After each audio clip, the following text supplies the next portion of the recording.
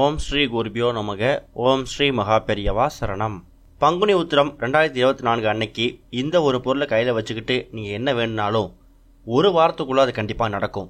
அது என்ன பொருள், அதை எப்படி பயன்படுத்தணும் அப்படிங்கிற விவரத்தை தான் இந்த பதிவில் பார்க்க போகிறோம். மார்ச் 24ஆம் தேதி காலையிலேயே உத்திரம் நட்சத்திரமோ பௌர்ணமியும் பிறந்துடுது. மார்ச் 24 ஞாயிற்றுக்கிழமை முழு நேரமும் பங்குனி உத்திரம் விரதம் இருக்குது. திங்கட்கிழமை காலையில் 11 மணி வரைக்கும் தான் உத்திர நட்சத்திரமும் பௌர்ணமியும் இருக்குது. அதனால் நீங்கள் ஞாயிற்றுக்கிழமை முழுக்க பங்குனி உத்திர விரதம் இருக்கலாம்.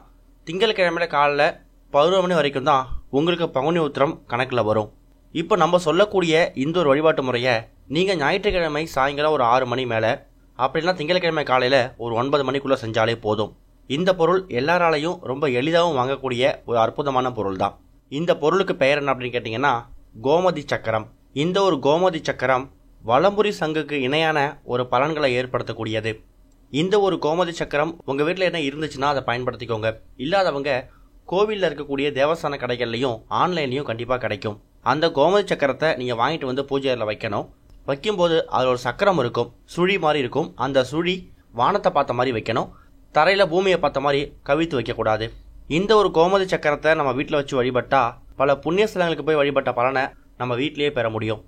நாகதோஷம் இருக்கிறவங்க இந்த கோமதி சக்கரத்தை வச்சு வழிபடுறது மூலயமா அந்த தோஷம் கொஞ்ச நாட்கள் விலகிடும் அப்படிங்கிறது பெரிய நம்பிக்கை.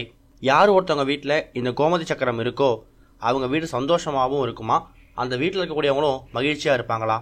அப்பேற்பட்ட கோமதி சக்கரத்தை உங்கள் வீட்டோட பூஜையில் விளக்கேற்றி வச்சுட்டு முருகனுக்கு முன்னாடி அமர்ந்துக்கிட்டு உங்கள் கையில், அதுவும் வலது கையில் இறுக்கமாக மூடிக்கோங்க. மூடிக்கிட்டு அந்த நேரத்தில் உங்களுக்கு என்ன வேண்டுதல் இருக்கோ அதை மனசார முருகப்பெருமான் கிட்ட வைங்க. நம்ம முன்னாடியே சொல்லியிருக்கோம், இந்த கோமதி சக்கரம் அப்படிங்கிற பொருளுக்கு தெய்வ அம்சம் இருக்கக்கூடிய ஒரு சக்தி இருக்குது. அப்பேற்பட்ட பொருளை நீங்கள் கையில் வச்சுக்கிட்டு, அதுவும் கண்களை இருக்க மூடி, உங்கள் மனதுக்குள்ளே இருக்கக்கூடிய விரைவில் நடக்கணும் அப்படின்னு ஆசைப்படக்கூடிய ஒரு விஷயத்த நீங்கள் வாய்விட்டு முருகன்கிட்ட வேண்டிக்கோங்க. என் மகனுக்கு நல்ல வேலை கிடைக்கணும், கணவருக்கு நல்ல வேலை கிடைக்கணும், ஊதிய உயர்வு ஏற்படணும், மகளுக்கு நல்ல திருமண வரன் அமையணும், அரசு வேலை கிடைக்கணும், சொந்த வீடு அமையணும்னு என்ன வேண்டுதல் வேணால் இருக்கலாம். அந்த வேண்டுதலை உங்களோட வலது கையில் அந்த கோமதி சக்கரத்தை இருக்க மூடிக்கிட்டு முருகப்பெருமான் கிட்ட மனசு விட்டோ இல்லை வாய் விட்டோ கேளுங்க. இந்த கோமதி சக்கரத்தை நீங்கள் கடையில் போய் வாங்குறீங்க அப்படின்னா 1-2 வாங்காமல் 7 எண்ணிக்கையில் வாங்கிட்டு வந்து உங்கள் வீட்டோட பூஜையில் நீங்கள் வைக்கலாம்.